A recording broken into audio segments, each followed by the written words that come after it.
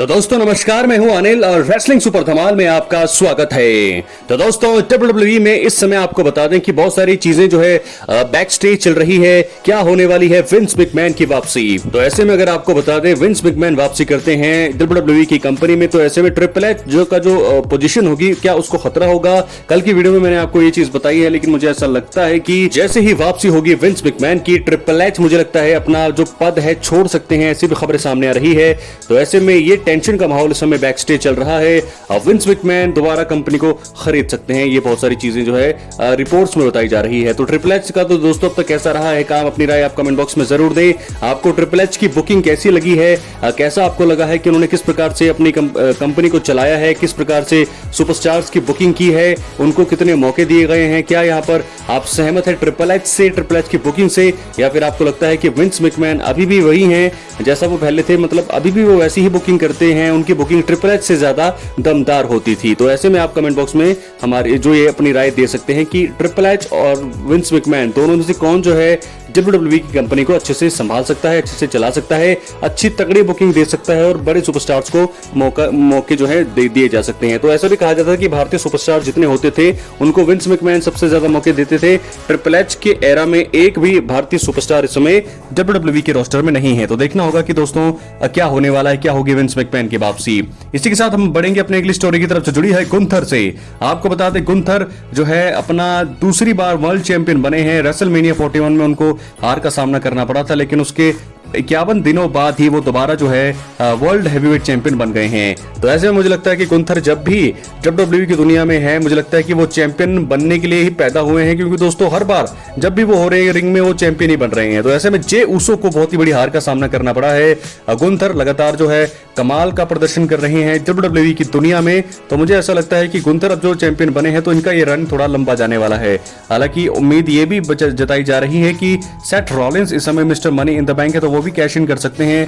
साथ के साथ अब समर स्लैम में किसके साथ मैच हो सकता है गुंथर का, क्योंकि king of the ring tournament शुरू हो गए हैं। तो ऐसे में वहां से जो कौन बनेगा किंग ऑफ द रिंग और कौन करेगा गुंथर को चैलेंज समर स्लैम 2025 के लिए। साथ के साथ सेथ रॉलिंस पर भी नजर रखनी होगी कि क्या वो कभी भी कहीं भी जो है वो कैश इन कर सकते हैं गुंथर की वर्ल्ड हैवीवेट चैंपियनशिप पर। क्या या उसके बाद क्या होने वाला है, क्या है आपकी राय, मेरा कमेंट बॉक्स में जरूर दे। लेकिन गुंथर जो है लगातार इतिहास रचते जा रहे हैं WWE की दुनिया में। क्या लगता है दोस्तों आपको कितना लंबा रन होगा गुंथर का, कौन उनकी बादशाह को खत्म करने वाला है? क्या छोटा ही रन होगा क्या 1-2 महीने बाद, यानी कि समर स्लैम में उनकी चैंपियनशिप का अंत होगा? क्या लगता है आपको कौन देगा टक्कर Goldberg, Roman Reigns, Seth Rollins, कौन होगा उनके सामने, या फिर दोबारा जे उसो? अपनी राय कमेंट बॉक्स में जरूर। इसी के साथ बढ़ते हैं हम अपनी अगली स्टोरी की तरफ जो जुड़ी है undisputed WWE champion John Cena से। दोस्तों आपको बता दें इस समय जॉन सीना 17 टाइम चैंपियन है। फेयरवेल टूर है, नाइट ऑफ चैंपियंस में उनका मुकाबला CM पंक के साथ तो होने वाला है रियाद में। 28 जून को ये इवेंट होगा। तो ऐसे में मुझे लगता है कि जॉन सीना का सबसे बड़ा मुकाबला होने वाला है, क्योंकि best in the world CM पंक उनके सामने होंगे। तो जॉन सीना के बारे में क्या अब CM पंक को हराने के बाद, क्योंकि ये चीज तो दोस्तों कंफर्म है कि वो CM पंक को हरा देंगे। CM पंक जॉन सीना के बीच मुकाबला कांटे का जरूर होगा, लेकिन अंत में विजयी होंगे जॉन सीना। तो दोस्तों ऐसे में नाइट ऑफ चैंपियंस के बाद समर स्लैम का बहुत बड़ा इवेंट आने वाला है। तो undisputed WWE champion John Cena के सामने किसकी चुनौती होने वाली है समर स्लैम में? कौन देगा उनको टक्कर? King of the ring tournament भी शुरू हो गए हैं। देखना होगा कि वहां से कोई आता है जो जॉन सीना को टक्कर दे, या फिर क्या खोडी रोड्स मुझे लगता है हिस्सा लेने वाले हैं किंग ऑफ द रिंग में। रोमन रेंस भी आ सकते हैं। तो देखना होगा कि अगला सुपरस्टार कौन होगा CM पंक के बाद जॉन सीना के सामने। और इसके बाद हम बात करेंगे अपनी स्टोरी की तरफ, अगली स्टोरी की तरफ जो जुड़ी है mister money in the bank Seth Rollins से। आपको बता दें कि दूसरी बार अपने करियर में mister money in the bank यहां पर बने हैं सेथ फ्रिकन रॉलिंस। 2014 में पहली बार जीता उन्होंने और उसको कैश इन किया रेसलमेनिया में और बने थे पहली बार वर्ल्ड चैंपियन। अब दूसरी बार वो बन चुके हैं mister money in the bank 2025 में, यानी कि 11 सालों के बाद मुझे लगता है कि इतिहास फिर से दोहराएगा। एक बार फिर जो है वो चैंपियन बनने वाले हैं। क्या वो वर्ल्ड हैवीवेट चैंपियनशिप के लिए जाएंगे या फिर अनडिस्प्यूटेड WWE चैंपियनशिप के लिए जाएंगे? आपको बता दें कहीं भी वो कैश इन कर सकते हैं। कॉन्ट्रैक्ट उनके पास है, जब चाहे जब उनका मन हो वो जो है कैश इन वहां पर कर सकते हैं। तो ऐसे में देखना होगा कि सेथ रॉलिंस क्या समर स्लैम तक जो है चैंपियन होंगे या समर स्लैम में वो कैश इन करेंगे? सबसे बड़ा सवाल, क्योंकि इस समय उनके हाथ में है mister money in the bank का ब्रीफकेस। तो वो कहीं भी जब चाहे वो कैश इन कर सकते हैं। तो मुझे लगता है कि पॉल हेमन का दिमाग उनके साथ चलता रहेगा। पॉल हेमन उनको बताएंगे कि कब सही समय होगा कैश इन करने का। क्या वो गुंथर के ऊपर कैश इन करेंगे, वर्ल्ड हैवीवेट चैंपियन बनेंगे, या फिर जॉन सीना के ऊपर वो कैश इन करने की सोचेंगे? क्या सोच होगी दोस्तों, ये तो देखने वाली बात होगी। लेकिन मुझे लगता है कि किसी मुकाबले के दौरान ही वो कैश इन कर सकते हैं अपनी money in the bank brief case को। तो किसके सामने वो आने वाले हैं, सबसे बड़ा सवाल यही इस समय उठ रहा है। तो मुझे लगता है कि बहुत ही बड़ा और इंटरेस्टिंग इस समय माहौल बन चुका है WWE की दुनिया में। बात करेंगे आखिरी मेन स्टोरी की तरफ हमारी जो जुड़ी है हमारे ट्राइबल चीफ रोमन रेंज से। इस समय रोमन ब्रेक पर है। रेसलमेनिया 41 में उनको हार का सामना करना पड़ा। सेथ रॉलिंस के साथ पॉल हेमन जो है चले गए, वहां उनको धोखा मिला। उसके बाद जो है लगातार जो है वो मंडे नाइट रॉ में उसके बाद वो नजर आए, वहां पर ब्रॉन ब्रेकर ने उनको 2 स्पीयर देकर के धराशायी कर दिया। तब से लेकर अब तक तकरीबन 50 दिन हो चुके हैं और तब से रोमन रेंस जो है ब्रेक पर ही हैं। ब्रेक पर उनका जो है समय लंबा हो रहा है। सबको ये लगा था कि वो मनी इन द बैंक में वापसी करेंगे, लेकिन नहीं हुआ।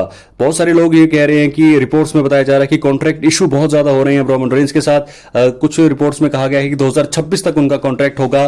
तो ऐसे में उनकी वापसी का अभी भी कोई प्लान नहीं बनाया जा रहा है, लेकिन आने वाले समय में उनकी वापसी पूरी तरह से संभव है। समर स्लैम में उनका मैच होगा, ये तो आप कंफर्म मानिए। लेकिन मुझे लगता है कि किंग ऑफ द रिंग 2025 के इवेंट में वो आ सकते हैं, यानी कि नाइट ऑफ चैंपियंस में वो जो है आएंगे। किंग ऑफ द रिंग में क्या वो पार्टिसिपेट करेंगे? क्या वो मंडे नाइट रॉ में आने वाले हैं, जो रॉ का एपिसोड होने वाला है वहां पर क्या वो नजर आने वाले हैं? अगर वो किंग ऑफ द रिंग बनते हैं तो उनके पास मौका होगा समर स्लैम में चैंपियनशिप के लिए चैलेंज करने का। तो ऐसे में देखना होगा कि रोमन रेंस क्या यहां पर चैलेंज करेंगे जॉन सीना को, या फिर वो चैलेंज करेंगे गुंथर को। सबसे बड़े सवाल यही है कि फिलहाल रोमन रेंस इस समय क्यों नहीं है, ब्रेक पर हैं, ब्रेक पर क्यों हैं, क्यों जो है वो वापसी नहीं कर रहे हैं बड़ी जल्दी। तो बहुत सारे सवालों के जवाब देने होंगे यहां पर WWE को फैंस के लिए। तो दोस्तों क्या है आपकी राय, अपनी राय कमेंट बॉक्स में जरूर दें। बहुत सारी स्टोरी आज की इस वीडियो में हमने कवर कर दी है।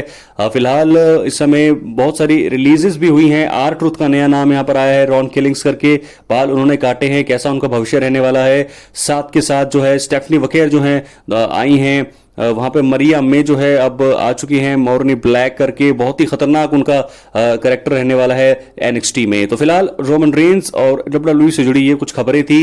मुझे लगता है कि समर स्लैम का जो है बहुत ही इवेंट बहुत ज्यादा नजदीक है और यहां से अब जो है यानी कि नाइट ऑफ चैंपियंस जो है यहां 28 जून के बाद रोमन की जो वापसी है वो कभी भी हो सकती है। मुझे लगता है कि जो मंडे नाइट रॉ का एपिसोड आने वाला है इसके बाद उनकी वापसी कभी भी हो सकती है WWE की दुनिया में। बहुत ज्यादा फैन फॉलोइंग है रोमन रेंस की, बहुत ज्यादा लोग पसंद भी करते हैं। तो वो अब तक नहीं आ रहे हैं। बहुत सारे सवाल हैं कि वो कब आएंगे, उनके बिना बहुत सारे लोगों का ये भी सवाल है कि उनके बिना WWE कुछ नहीं है, बेकार है। कुछ लोग कहते हैं कि अगर वो AEW में चले गए तो फिर सभी लोग वहीं पर मूव ऑन हो जाएंगे, कहीं भी जो है वो WWE को नहीं देखेंगे, AEW देखने शुरू कर देंगे लोग, जो अगर रोमन जो चाहते हैं AEW की दुनिया में। क्या है आपकी राय, अपनी राय कमेंट बॉक्स में जरूर दें। चैनल पर नए सब्सक्राइब करने के बाद ऑल पर क्लिक। मिलते अगले वीडियो में, बहुत बहुत धन्यवाद।